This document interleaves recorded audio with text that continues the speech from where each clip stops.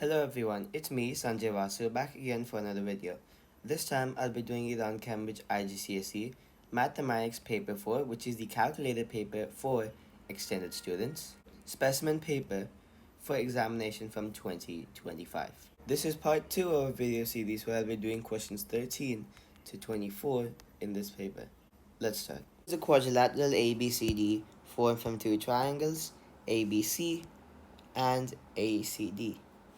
ABC is a right angle triangle with the right angle at B. A. Calculate angle BAC. This is a simple question of trigonometry. We know two sides of this right angle triangle, and with respect to BAC, this is the opposite and this is the adjacent. Which trig formula contains the opposite and adjacent as two parameters? In this case, it is the tangent formula. Tan theta is equal to opposite by adjacent. And here we want to know angle BAC. So we just do the tan inverse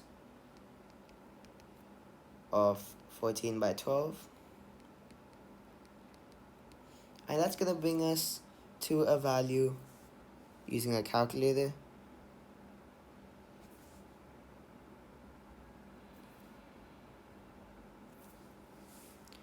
.4 degrees to 1 decimal place. If you realize, you must write your answers to 1 decimal place if they are angles and if they are completely non-terminating. They could be recurring, they could be non-terminating irrational numbers. Anyway, write them to 1 decimal place. Now for part B, calculate BD. This length BD over here. This may not be obvious at first sight, but when you draw the line all together, you'll see that when we create two new triangles, BAD and BCD, it becomes much more obvious what we can do. Especially since the previous question told us to calculate this angle, which is 49.4 degrees to 1 decimal place. So now we can use the cosine rule. Just apply it on this triangle BAD. Since you have 62, 49.4, we can find this whole angle. And we have two sides enclosing the angle. So we can find the third side, which is opposite. So the formula for this cosine rule, a squared is equal to b squared plus c squared minus 2bc cosine a. This is why it's called cosine rule, because you have a cosine inside it. So now this a in this case is the side BD. So BD squared is going to be 15 squared plus 12 squared minus 2 times 15 times 12 times the cosine of 62 plus 49.4. And this will turn out to be 111.4. And now we can use our calculator to find the value of BD directly. So 15 squared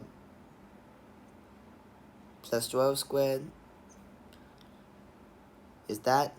Now minus 2 times 15 times 12, which is 360, times 101.4 cosine.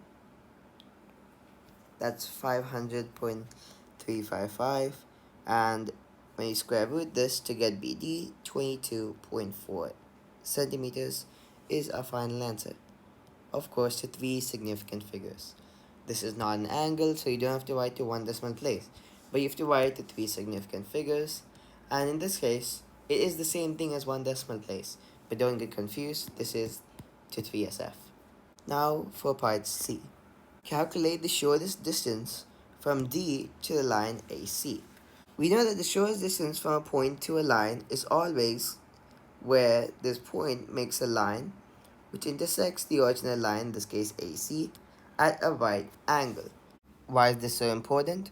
It helps us to find the length of this line itself. We have a right angle. We have the angle 62 degrees here. We have the hypotenuse of a right angle triangle created, 15 centimeters. And now we can simply find the side length here. So let's just call this new point we created over here as E. The intersection between DE and AC is 90 degrees. In other words, these two lines are perpendicular. That's how we define E. Now, what trigonometry formula involving the opposite, this is the opposite to this angle here, therefore we call this the opposite. And then we have the hypotenuse. What trig formula involves two of them? The sine formula, of course. So sine theta is opposite by hypotenuse. Now that means sine of 62 is the side length of DE, which is what we want, divided by 15, which is the hypotenuse. Now DE is going to be 15 times sine 62. And doing this on our calculator, 62 sine multiplied by 15, 13.2 centimeters. Once again to three significant figures. That's our answer. Let's go to question number 14. A. Hong has $4,000 to invest. She invests $2,000 at a rate of 2.5% per year, simple interest. She also invests $2,000 at a rate of 2% per year, compound interest. 1. Find the value of each investment at the end of 8 years. So I'll do simple interest on the left side and compound interest on the right side. So simple interest investment is easy. So let's just do 2.5% of 2,000. That's going to be 2.5 by 100 times 2,000, which is $50. Now, to find the investment value after 8 years, we do 8 times 50 and add the original amount, 2,000. 2,400 at the end of 8 years.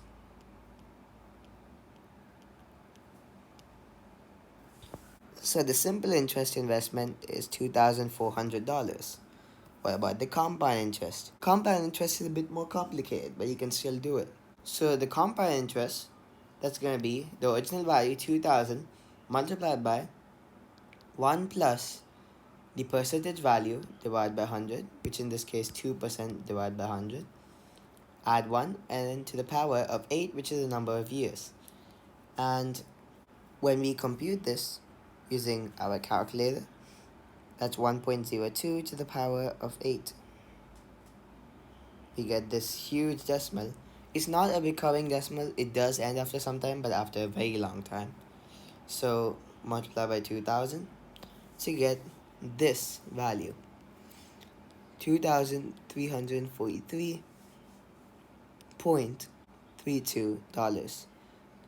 This is a currency, and currency is usually written to 2 decimal places unless otherwise stated in the question, but over here there's no statement in the question to do so. So we write it to 2 decimal places. This will be our final answer. Now let's go to question part 2. Find the overall percentage increase in the $4,000 investment at the end of 8 years. So the total investment after 8 years is the sum of the 2 separate investments.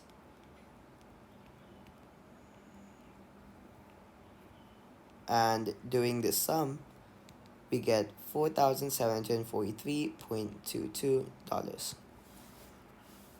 Now the overall percentage increase is going to be 4,743.22 subtracted by the original, which is 4,000, divided by the original, which is 4,000, and to make it a percentage, multiply by 100.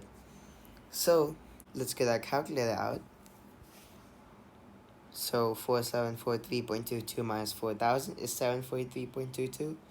Dividing by 4,000, multiplying by 100%, we get 18.6 percentage. Of course, to 3 significant figures, and this will be our answer. Now let's go to part 3. Find the number of complete years it takes for the compound interest investment of $2,000 to become greater than $2,500. We know the formula for the compound interest investment. Now the only thing we need to change is the number of complete years. And in this case, why we need to change that is because we don't know the number of complete years. That's what we have to find. So we take everything from this previous equation we have, except we'll replace this 8 with an n, just because we do not know what it is and we're trying to find it out. So 2000 times 1 plus 2 by 100, which is 1.02, to the power of n.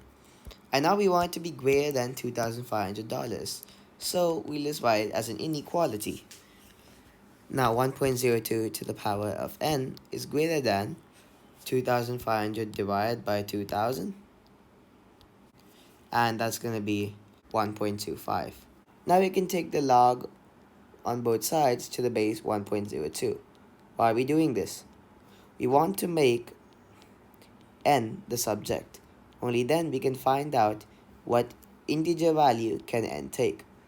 And to make n the subject, we need to remove this base and make n the base with no exponent. To do that, we use a logarithm with a base same as this number. So then this will all cancel out and all that remains is n, which is greater than log base 1.02 1.25. Getting our calculator out to compute this logarithm. Notice that my calculator does not have the option to use a base like this. And many physical calculators, handheld calculators, don't have that option. Only the latest ones do. So if you have one of those calculators, here's a nice little trick. It's called the change of base formula. So in this case, log base 1.02 of 1.25, you can write this as log base anything. In this case, let's just say base 10 because it is the one which is available on every calculator. Log base 10 of 1.25 divided by log base 10 of 1.02. This is the trick I'm going to use for my calculator here. So we do 1.25 and log base 10 of it, and then divide by 1.02 log base 10. It will give the correct answer, which in this case is 11.268. So n has to be greater than this, so n is equal to 12. And 12 years is our answer. Let's go to part B. Elaine invests $5,000 at the rate of R% compound interest. At the end of 15 years, the value of the investment is $7,566. Find the value of R. We know the formula. So we have the original, which is $5,000, times 1 plus this percentage, which is R here, divided by 100, to the power of n, the number of years, in this case 15. That's going to be equal to our new investment at the end, 7,566. Now we can divide by 5,000 on both sides. So 1 plus R by 100 to the power of 15 is 7,566 by 5,000. And now we can do a 15th root on both sides. This sounds crazy, but this is what we need to do to find the answer. So getting our calculator out for the 15th root, 1 plus R by 100 is going to be equal to the 15th root of 7,566 divided by 5,000. So once we have this, we do the 15th root of that to get 1.028. Because there's a lot of 9s there, so we can just write it as 1.028. It won't really make a huge difference because we're going to round it anyway. R by 100 is going to be 0.028, and R is 2.8%, which is our final answer, 2.8. Even if you had rounded this value of 1.0279999, you bought and rounded it here, 2.7999, to 3 significant figures, is still going to mean that this is the third significant. The fourth significant figure is still greater than 5. So when we add 1 here, we will have to add 1 here and make this a 0. Anyway, it'll become 2.8% when rounded to 3 significant figures. So that'll be our answer. Let's go to question 15. y equals the square root of u squared x. A. Find the value of y when u is equal to 7 and x is equal to 25. Now we can just substitute the u values and the x values right here, and then we'll get the square root of 49 times 25, which if done correctly is plus or minus 35. Remember to write the plus or minus because a square root can be either positive or negative. That's our answer. Part B, we arrange the formula to write x in terms of u and y. Because we have a square root here, we want to get rid of that first. So we can just square both sides to make y squared equals u squared x. Now we want to write x in terms of u and y, so x is the subject. And we can just bring this u squared to the other side. Y squared divided by u squared. It is multiplying here, so when it brings to the other side of the equal to, we just divide by. And in this case, the x is on the right side, but then I've just swapped it to make x on the left side to make it look a bit neater, because usually the subject's on the left side. Anyway, this is our answer, y squared by u squared, or you can write y by u the whole squared. They both are the same thing. Question 16. A is the point 7, 2 and B is the point -5, 8. A. Find the length of AB. The length of AB has a formula called the distance formula. So length of AB, which is written as modulus of AB, is equal to the square root of x2 minus x1 the whole squared plus y2 minus y1 the whole squared. And in this case, we can take this as x2 and y2, or you can take this as x2 and y2. It won't make a difference because we are squaring them. So even if the value turns out to be some value c or negative c, these are the only two values, when we square them, it'll still become c squared, the same value, so it won't make a difference. So in this case, x2 minus x1 the whole squared can become either -12 squared or 12 squared. And in this case, c is 12, right? The c which I was talking about. It'll still make no difference. At the end, it's 144. So square root of 144 plus the y2 minus y1 whole squared, which is 36. The square root of 180, which is, using a calculator, 180 square root 13.4 centimeters. You don't even need to write centimeters, you can just write units. 2, 3 significant figures. That's our answer. Now let's go to part B.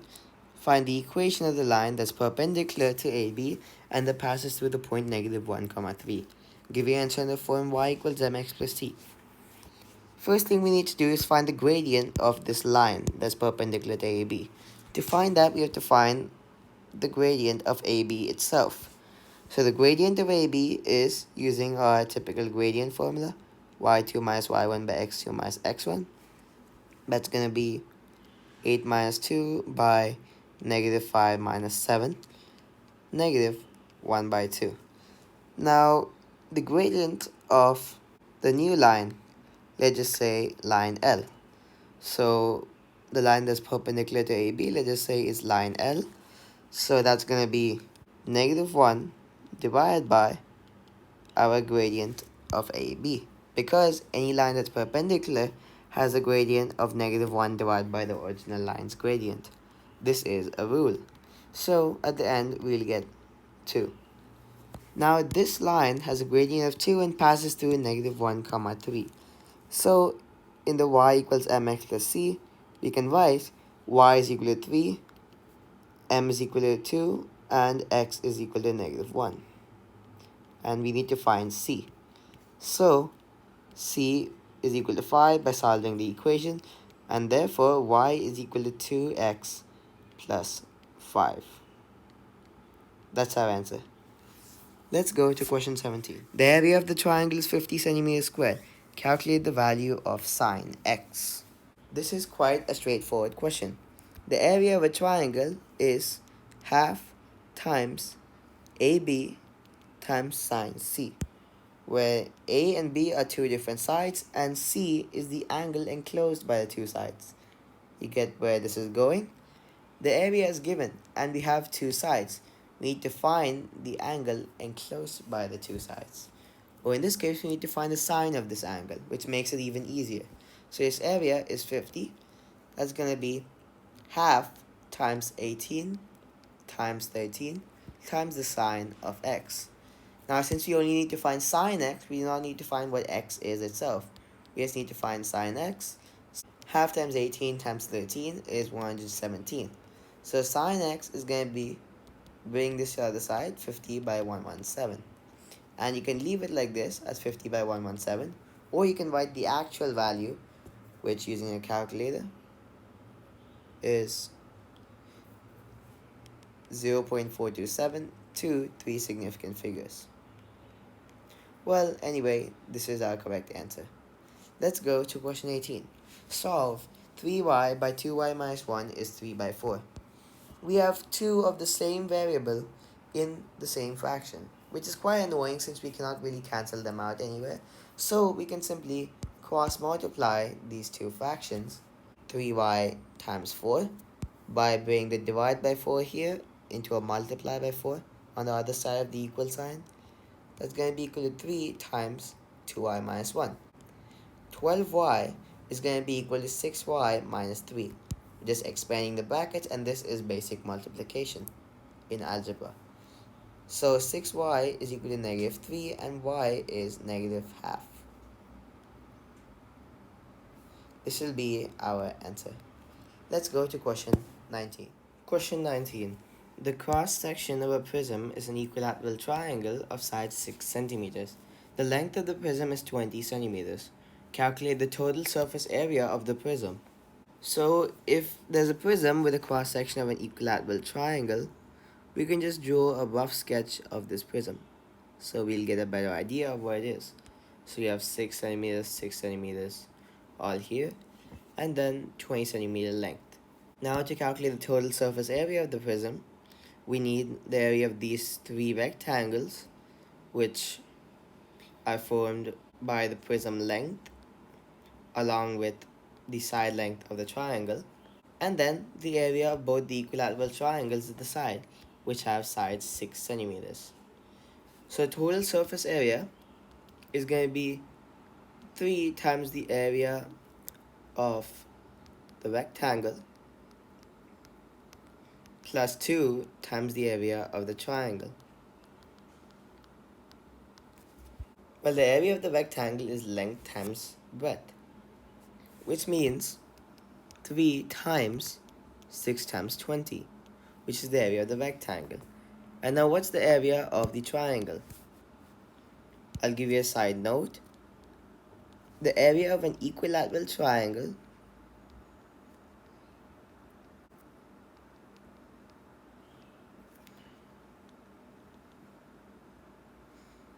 is equal to root 3 over 4 times the side squared.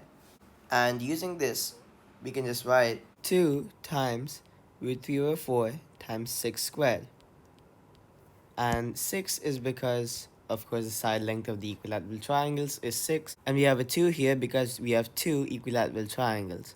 And this will be 3 times 6 times 20 is going to be 360. And then we have 18 times root 3 here. And when we add these using our calculator, 18 times the square root of 3 is going to be 31.17, and add 360 to get 391 centimeters squared, and this is to 3 significant figures. That'll be our answer. Let's go to question 20. Y equals 2x to the power k plus ux to the power 7, and dy by dx is equal to 18x to the power of k minus 1 plus 21x to the 6th. Find the value of k and the value of u. Now we can find dy by dx by differentiating this, and we have another value for dy by dx here. And let's do dy by dx of y here, so that's going to be k times 2x to the power of k minus 1 plus 7 times ux to the power of 7 minus 1, or ux to the power of 6. That's going to be 2k times x to the power of k minus 1 plus 7u times x to the power of 6. Now we can see that we have another value for dy by dx, which is 18 x to the power of k minus 1 plus 21 x to the 6th. And we have the two variables here, k and u, and we have some coefficients of x to the power of k minus 1 and x to the power of 6. So we can equate coefficients to find both k and u. So equating coefficients, 2k is equal to 18, since they both are coefficients of x to the power of k minus 1. So that means k is equal to 9. Now the coefficients of x to the 6th, 7u and 21, they have to be equal. So u is equal to 3. And that'll be our answer. K is 9 and u is 3. Question 21. Simplify 5p squared minus 20p divided by 2p squared minus 32. 5p squared minus 20p is simply 5p times p minus 4, factorizing, and divided by 2p squared minus 32, which is 2 times p squared minus 16, factorizing. It might look like we cannot factorize this anymore, but in reality we can, because we can factorize p squared minus 16. P squared minus 16 is p squared minus 4 squared. This is in the form of a squared minus b squared, and that's going to be equal to a plus b times a minus b. So we can just replace a and b, so that's going to be p plus 4 times p minus 4. So now we can just write that 5p times p minus 4 divided by 2 times p plus 4 times p minus 4. And doing this, we get 5p divided by 2p plus 8, because we can cancel the 2p minus 4s out, and then we expand this to get 2p plus 8 here. And that'll be our answer. Now let's go to question 22. The diagram shows triangle OPT. In the diagram, OT is equal to T, this vector. OP vector is equal to P. OK is to KT is 2 is to 1. And TL is to LP is also 2 is to 1. A. Find in terms of T and P in simplest form. 1. The vector PL, or in other words, this vector here. If TL is to LP is equal to 2 is to 1, right? That means PT is going to be 3 parts. And PL is to PT is going to be 1 is to 3. So, because we want PL, we can find PT and use this ratio to find PL. So, what is PT? PT is equal to OT minus OP, using the formula for position vectors, OT minus OP. So that's going to be the vector T minus the vector P. And now that we have this, PL is to PT is 1 is to 3. So PL is equal to 1 by 3 of PT, using the ratio. So PL, let's just write that, 1 by 3 of PT, which is 1 by 3 of T minus P. That's our answer. 1 by 3 times T minus P. Part 2. What is KL? We know what PL is. We know what OP is. We can find what OK is, because using the ratio 2 is to 1 for OK is to KT. So OK is to OT is equal to 2 is to 3. Because OT, the whole thing, is 3 parts, and this is 2 parts out of a total of 3. So 2 is to 3 is our ratio. Now we can find OK. So OK is equal to 2 by 3 of OT, which is simply 2 by 3T. Now to find KL, we can find KO plus OP plus PL. So KL is equal to KO plus OP plus PL.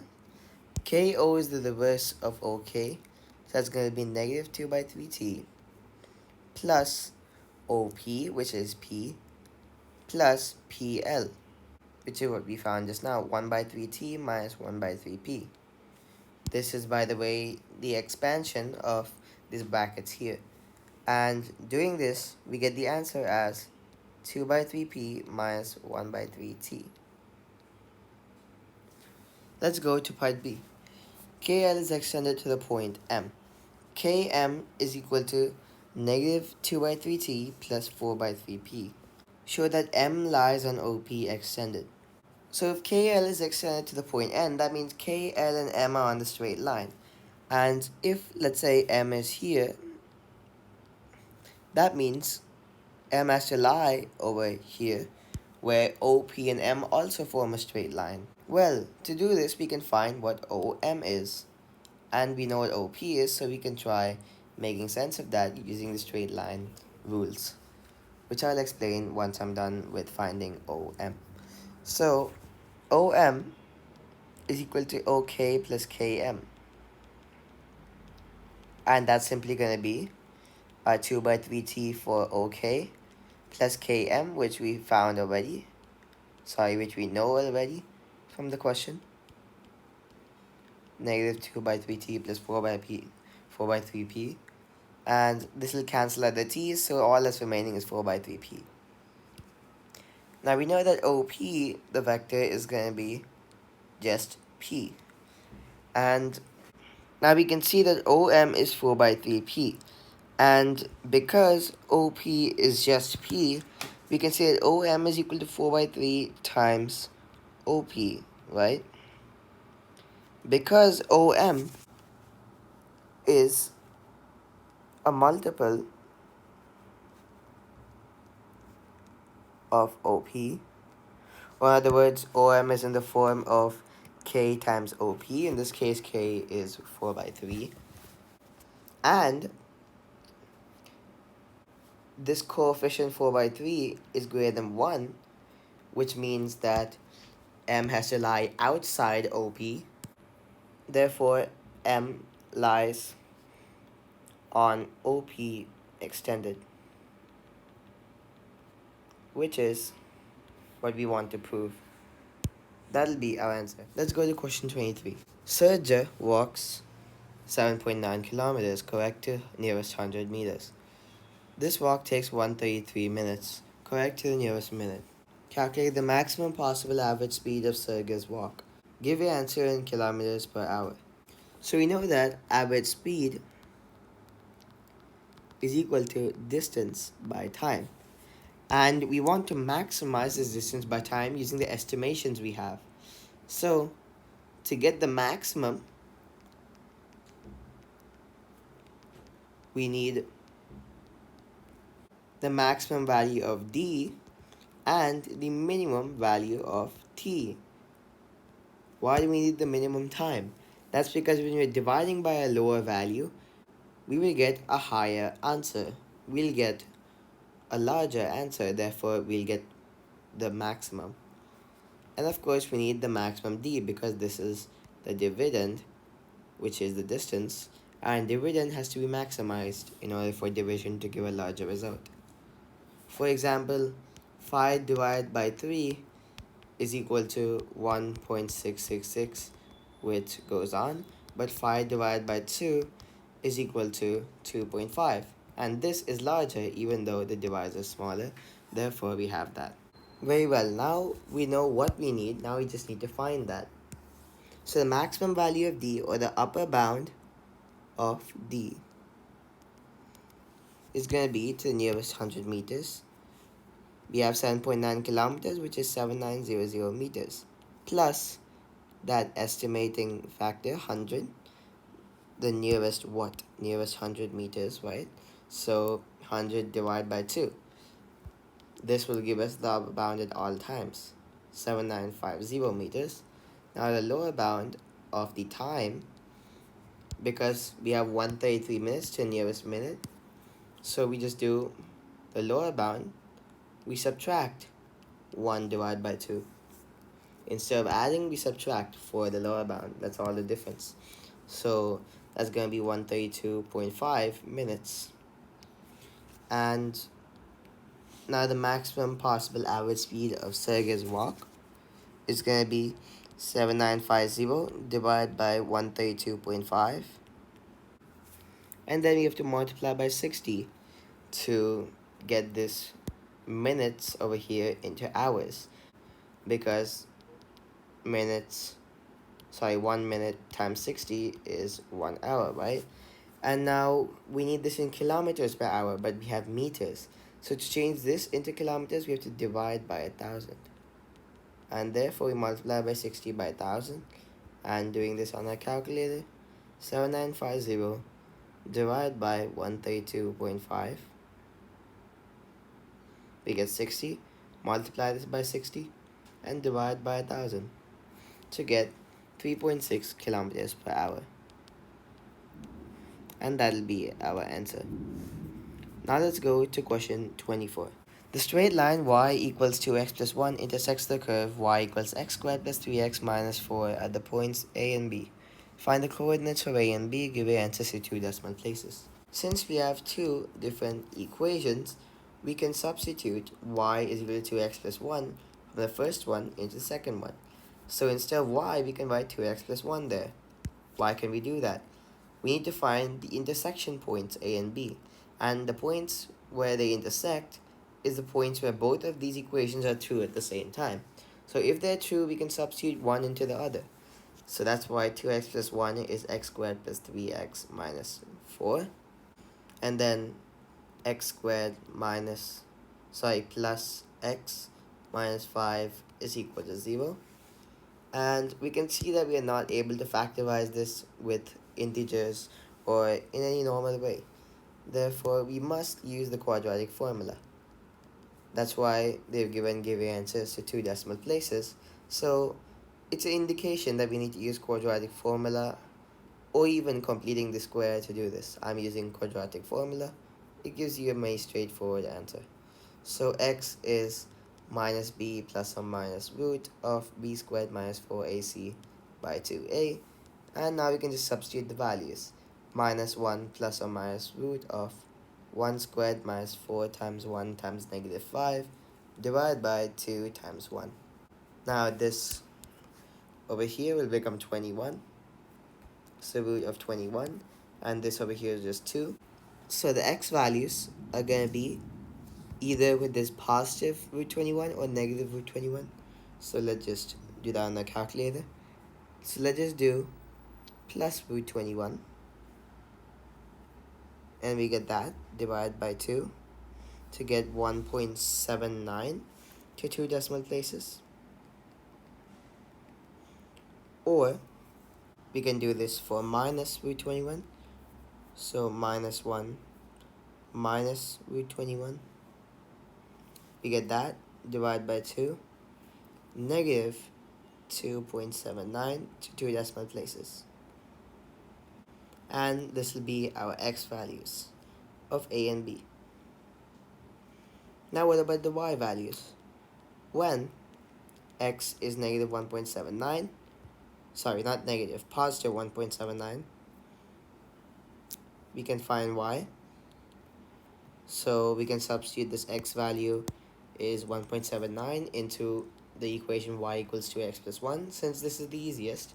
So y is equal to 2 times 1.79 plus 1, and doing this 2 times 1.79 plus 1 this is just 4.58 for y value. Let's just say this is for point A, and this is also point A, of course.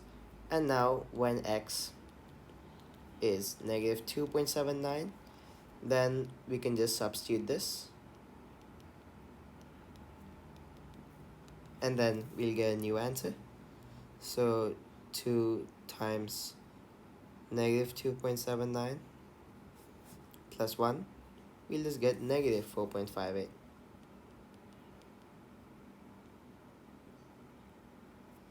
So we found our x values, we found our y values, we found which is A, which is B. Honestly, it doesn't really matter. You can write this is B and this is A. It's still fine. Both are correct. So let's just write the answers in coordinate form. 1.79 comma 4.58 and negative 2.79 comma 4.58. That'll be our answer. Oh, sorry, this is negative 4.58. Anyway, that's the end of this video. Please like this video, subscribe to our channel, share this video with your friends and family, and comment on how you think this video was. With that, it's me, Sanjay Vasu, signing out. Thank you. Bye.